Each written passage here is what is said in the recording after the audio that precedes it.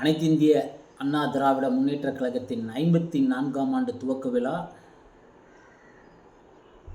அதிமுகவின் 3வது அத்தியாயம். கழக பொதுச் செயலாளர் மாண்புமிகு புரட்சித்தாய் சின்னம்மா அவர்கள் தலைமையில் புதுக்கோட்டை மாவட்டம் கரம்பக்குடி ஒன்றியம் வானவன்காடு கிராமத்தில் புரட்சித் தலைவர் மற்றும் புரட்சித் தலைவி அம்மா அவர்களுக்கு திருவுருவப் படங்களுக்கு மலர் மாலை அணிவித்து மரியாதை செலுத்திய பின் அங்குள்ள ஏழை எளிய மக்களுக்கு நலத்திட்ட உதவிகளை வழங்குகிறார் மாண்புமிகு புரட்சித்தாய் சின்னம்மா அவர்கள்.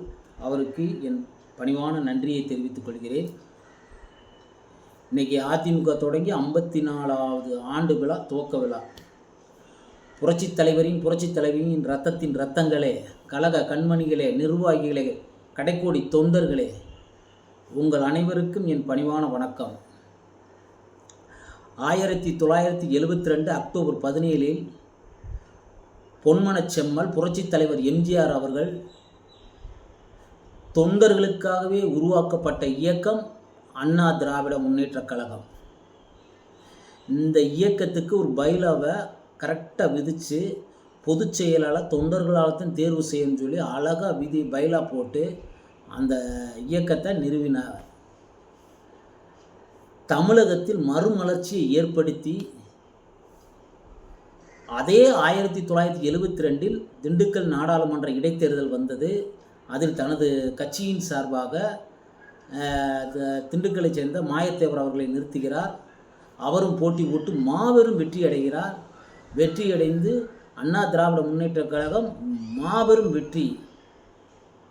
கட்சி தொடங்கிய வருஷத்திலே முதல் வெற்றி திண்டுக்கல் நாடாளுமன்ற வெற்றி, புரட்சித் தலைவரின் வெற்றி. திராவிட இயக்கத்தின் ஆணிவேராய், நீதி கட்சியின் நீட்சியாய், தமிழகத்தில் பொற்கால ஆட்சியர் கொடுத்தவர் மாண்புமிகு புரட்சித் தலைவர். பேரறிஞர் அண்ணாவின் சொன்னது போல் ஏழையின் சிரிப்பினிலே இறைவனை காண்போம் என்றார். அந்த அண்ணாவின் கொள்கையை வழிவகுத்து சாதாரண மனிதனின் வாழ்வில் ஒளி விளக்கை ஏற்றியவர், ஏழை எளியோரின் பசிப்பினியை போக்கியவர், கல்வி கண் திறக்கச் செய்தவர், பெண்களை தலைநிமிரச் செய்தவர், சத்துணவு தந்த சரித்திர நாயகன் டாக்டர் புரட்சித் தலைவர் எம்ஜிஆர் அவர்கள். இந்த பொன்னான நாளில் அவரின் நினைவுகளை நினைவு கூர்ந்து நெஞ்ச மகிழ்வோம். அவரை தொடர்ந்து அதிமுகவின் 2வது அத்தியாயமாய் மாண்புமிகு புரட்சித் தலைவி அம்மா அவர்கள் இந்த இயக்கத்தை அனைத்திந்திய அண்ணா திராவிட முன்னேற்றக் கழகமாக மாற்றி உயர்த்தி அதை வலிமைப்படுத்தி இந்திய அளவிலே 3வது பெரிய இயக்கமாக மாற்றி காட்டி இந்தியாவிலே தலை சிறந்த மாநிலங்களில் தமிழகத்தை மாற்றி காட்டினவர். துணிச்சல் மிக்க வீரமங்கை புரட்சித் தலைவி அம்மா அவர்கள். அவரது ஆட்சி காலம் பொற்கால ஆட்சி என்று இன்றளவும் போற்றப்படுகிறது மக்களால். எண்ணற்ற மக்கள் நல திட்டங்களை வழிவகுத்தார். அதற்கு உடனிருந்தவர் மாண்புமிகு புரட்சித்தாய் சின்னம்மா அவர்கள். 33 வருடம் அம்மாவுடன் பயணித்தவர்கள். அந்த திட்டங்களை வகுக்கும் போதெல்லாம் அவன் சின்னம்மா கூடையே இருந்து அதற்கு செயல் வடிவம் கொடுத்தவர். அப்பேற்பட்ட ஆளுமை பெற்றவர்கள் மாண்புமிகு புரட்சித்தாய் சின்னம்மா அவர்கள். இதைத்தான் டைரக்டர், சினிமா பட டைரக்டர் ஆர்.கே. செல்வமணி ஒரு பேட்டியில் அழகாக சொல்லியிருந்தார். தன்னுடைய திருமண அழைப்புதலை புரட்சித் தலைவி அம்மா அவர்கள் கொடுக்கணும்னு அவருடைய துணைவியார் ரோஜா சொல்லியிருக்காங்க.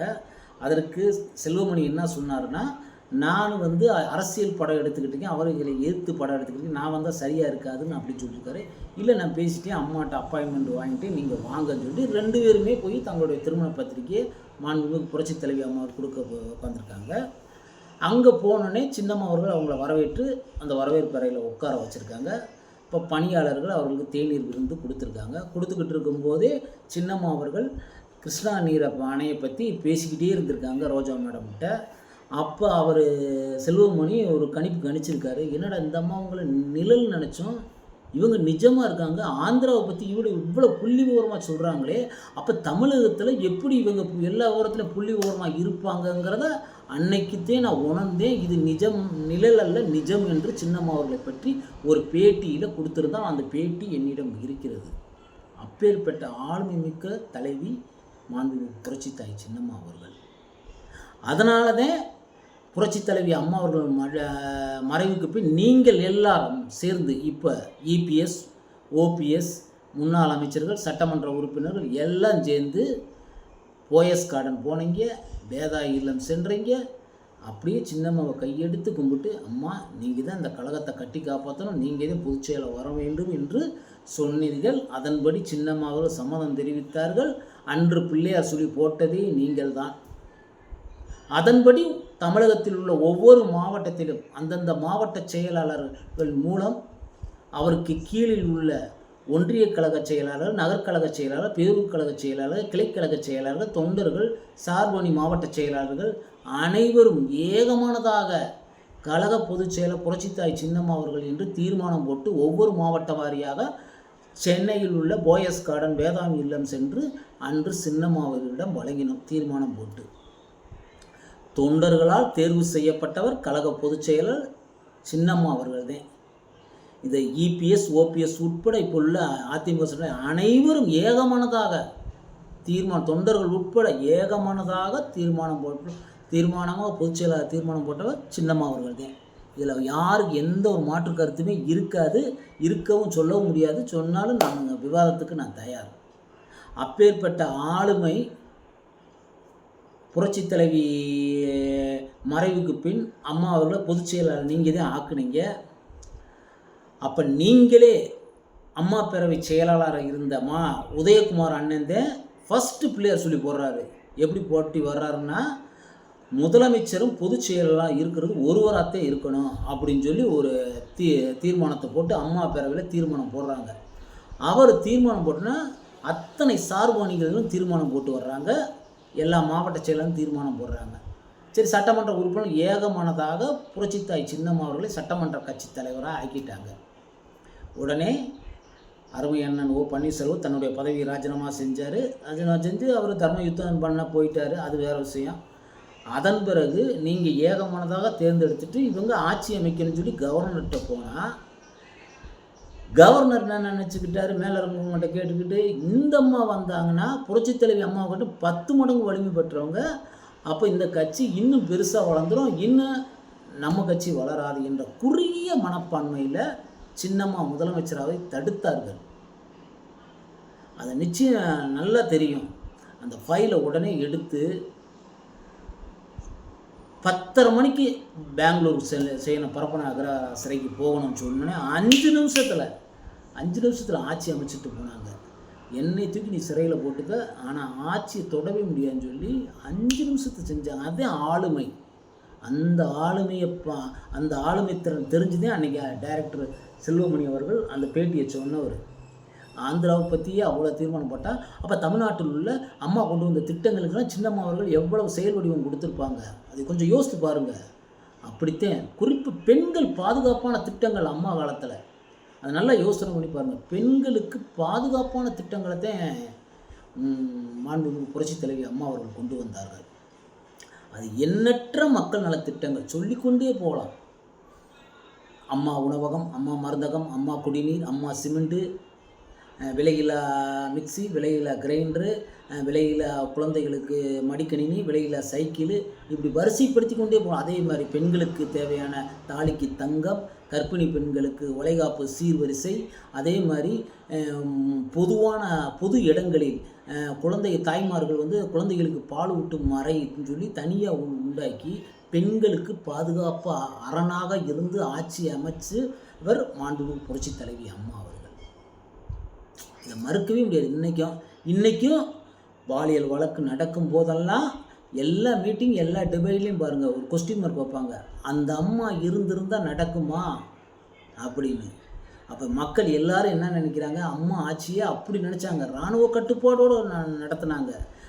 எவனாக இருந்தாலும் சரி, பெண்ணை தொட்டவே கெட்டான், அப்படித்தான் அம்மா செஞ்சாங்க.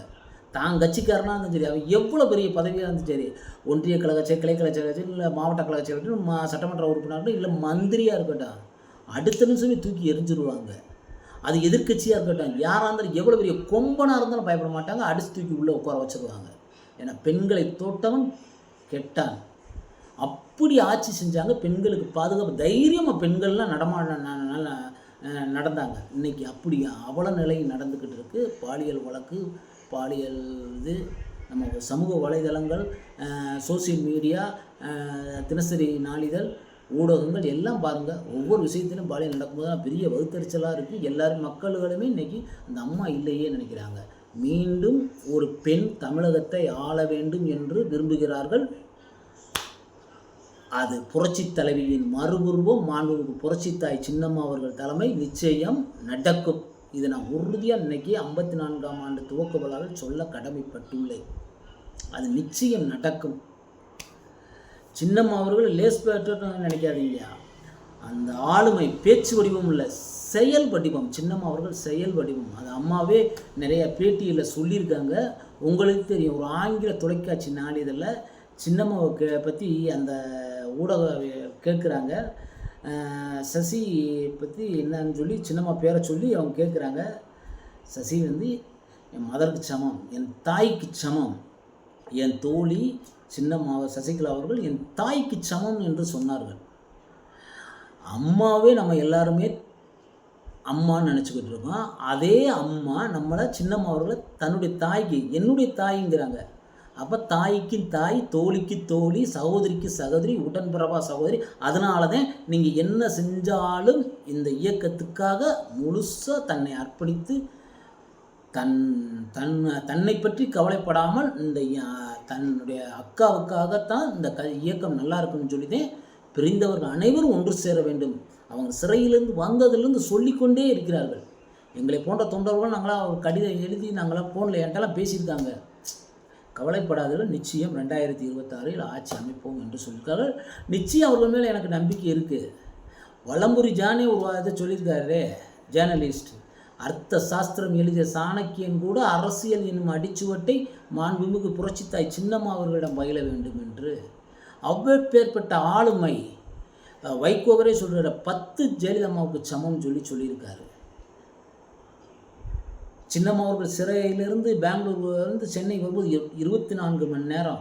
அன்னைக்கு மத்திய அமைச்சராக இருந்த பொன் ராதாகிருஷ்ணன் அவர்கள் என்ன சொன்னார் தெரியுமா? பேட்டியில், தொலைக்காட்சியில், நான் புரட்சித் தலைவருக்கு பிறகு இவ்வளோ பெரிய கூட்டத்தை நான் இப்போத்தையும் பார்க்குறேன், இது மிகப்பெரிய சாம்ராஜ்யம் அப்படின்னாரு.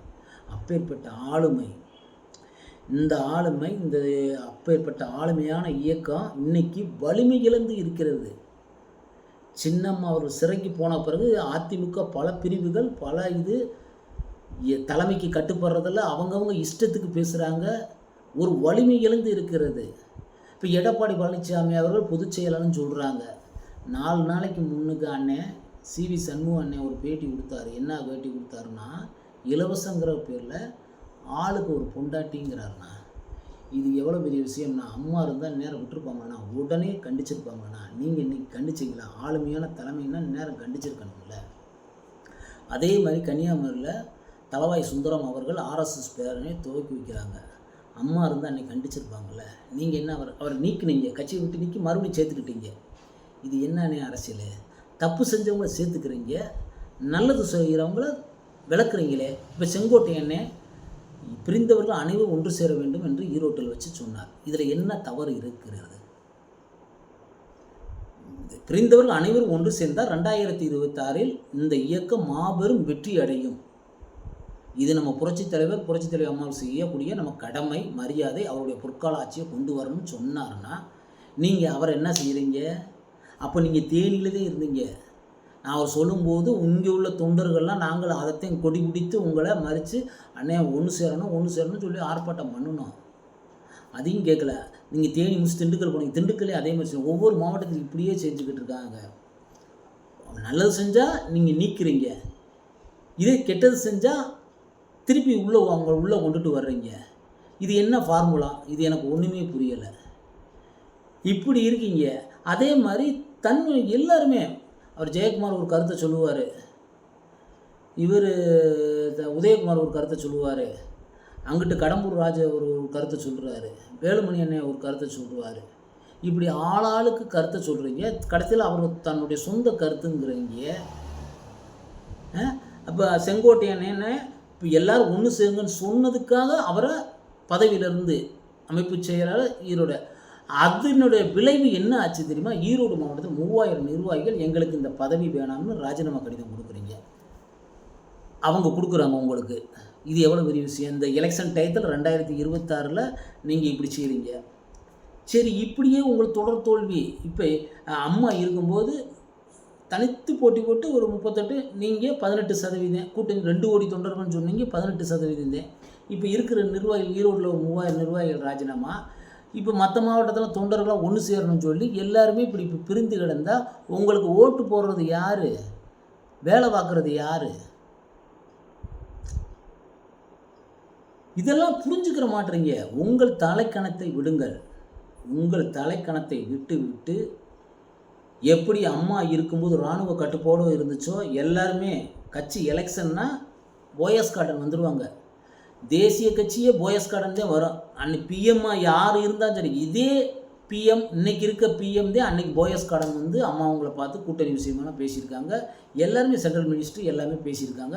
இது எங்களை போன்ற தொண்டர்களுக்கு தெரியும். அப்படி நடத்துங்க. இன்றைக்கி லெட்டர் போட்டு கட்சிக்கிட்டு நீங்கள் போய் கெஞ்சி கேட்டுக்கிட்டு இருக்கீங்க, கூட்டணிக்கு வருவாங்க. ஏன் அப்படி கெஞ்சுறீங்க? தனித்து நின்று சிங்க மாதிரி, எப்படி அம்மா நின்று சிங்க மாதிரி செஞ்சாங்க, இரும்பு பெண்மணின்னு காமிச்சாங்கள்ல. இப்போ இதே இது நீங்கள் உங்கள் தலைக்கணத்தை விட்டுட்டு நேராக மறுபடியும் போயஸ் கார்டன் செல்லுங்கள். அதே அம்மா வீட்டுக்கு நேர் எதிர் வீடு தான். அம்மாவின் திருப்பேரால்தான் அந்த இல்லமே இருக்குது. ஜெயலலிதா அம்மா இல்லம்தே அந்த பேரே இருக்குது. அந்த இல்லத்துக்கு போங்க, அம்மாவின் மறுபடியும் சின்னம்மாவை பாருங்கள். மீண்டும் ஒட்டுமொத்த இந்திய அரசாங்கமும் போயஸ் கார்டன் அந்த ஜெயலலிதா அம்மா இல்லத்தில் இருக்கும். முதல் வேதா இல்லத்தில் இருந்துச்சு, இப்போ ஜெயலலிதா அம்மா இல்லத்தில் நிற்கும். அது நடக்கும். ஒற்றுமை இருந்தால் தான் நடக்கும். ஒரு குடும்பம் இப்போ இந்த விரல் எடுத்துக்கிங்க, 5 விரல் தனித்தனியாக இருக்குது. ஒவ்வொரு விரலை எடுத்தால் தனித்தனியாக வளைச்சிடலாம், ஒடிச்சிடலாம், இதை என்ன வேணாலும் செஞ்சிடலாம். அதே இந்த மொத்தம் அப்படி இந்த கை ஒருங்கிணைந்து இருக்கும்போது இந்த கையை அசைக்க முடியுமா? இது புரிஞ்சு கொள்ள மாட்டீங்களே. தெரிஞ்சு நீங்கள் தப்பு. 2ஆம் கட்ட தலைவர்கள் உங்களுடைய சுயநலத்துக்காக தொண்டர்களை நீங்கள் பழி வாங்கி கொண்டிருக்கிறீர்கள். தொண்டர்கள் பொறுத்து கொள்வது ஓரளவு தான். இனி இந்த கட்சியை காப்பாற்றுறதுக்கு புரட்சி தலைவரும் மீண்டும் பிறந்து வரப்போகிறதில்ல, புரட்சி தலைவி அம்மா வந்து காப்பாற்ற போகிறதில்ல. அவர்களால் உருவாக்கப்பட்ட நம்மளை போன்ற தொண்டர்களால் தான் இந்த கட்சியை காப்பாற்ற முடியும். அதுக்கு சீக்கிரமாக முடிவெடுத்தாத்தான் இந்த 2026 நாம் வெற்றி காண முடியும். நடந்தவை நடந்தவையாகவே இருக்கட்டும், நடப்பவை இனி நல்லவையாக இருக்கட்டும். இதைத்தான் சின்னம்மா அவர்கள் சொல்லிக்கிட்டே இருக்காங்க. நடந்தவை நடந்தவையாக இருக்கட்டும், நடப்பவை இனி நல்லவையாக நடக்கட்டும். கூடி அமர்ந்து பேசுங்கள். சின்னம்மாவை வச்சு நீங்கள் சின்னம்மாவை விட்டாலுமோ இல்லை தலைமை கழகத்துக்குள்ளே போய் வரைச்சி எல்லாரும் உட்காந்து பேசி பிரிந்து சென்றவர்கள் அனைவரும் ஒன்று சேருவோம். ஒன்று சேர்ந்தால் பலம், கூடி வாழ்ந்தால் கோடி நன்மை. ஒன்றுபடுவோம், வென்று காட்டுவோம். நாளை நமதே என்று கூறி வரும் 2026 சட்டமன்ற தேர்தலில் கழக பொதுச் செயலர் மாண்பு புரட்சித்தாய் சின்னம்மா ஒரு தலைமையின் கீழ் அனைவரும் ஒன்றுபட்டு தேர்தலை எதிர்கொண்டு வந்தால் நிச்சயம் புரட்சித் தலைவர் புரட்சித் தலைவி அம்மா அவர்கள் பொற்கால ஆட்சியை தமிழக மக்களுக்கு கொடுப்போம் என்று உறுதியாக சொல்ல கடமைப்பட்டுள்ளேன். நிச்சயம் நடக்கும். பிரிந்தவர்கள் அனைவரும் ஒன்று சேருங்கள், உட்காந்து பேசுங்க. தலைக்கணத்தை விட்டு தொண்டர்கள் தமிழக மக்களின் முன்னேற்றத்திற்காக விட்டு கொடுத்து போங்கள். விட்டு கொடுப்பவன் கெட்டு போவதில்லை, கெட்டு போகிறவள் விட்டு கொடுப்பதில்லை. நீங்கள் விட்டு கொடுத்தா நல்லா இருப்பீங்க. அதனால் எல்லோரும் உட்காந்து பேசி, சின்னம்மா நீங்கள் எல்லா அதிமுக முன்னாள் அமைச்சர்லாம் உட்காந்து பேசி ஒரு முடிவு எடுத்து டக்குன்னு வாங்க.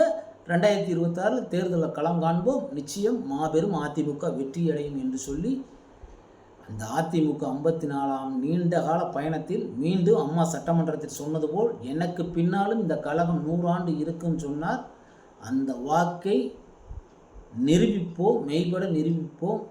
அதை சத்தியமாக சொல்கிறேன். அந்த சட்டமன்றத்தில் அம்மா அவர்களின் ஒலித்த வாக்கு வேத வாக்காக நினைத்து பிரிந்தவர்கள் அனைவரும் ஒன்று சேர்ந்து சின்னம்மாவின் அவர்களின் தலைமையின் கீழ் 2026 தேர்தலை எதிர்கொள்வோம் என்று சொல்லி நன்றி கூறி விடைபெறுகிறேன். நன்றி, வணக்கம்.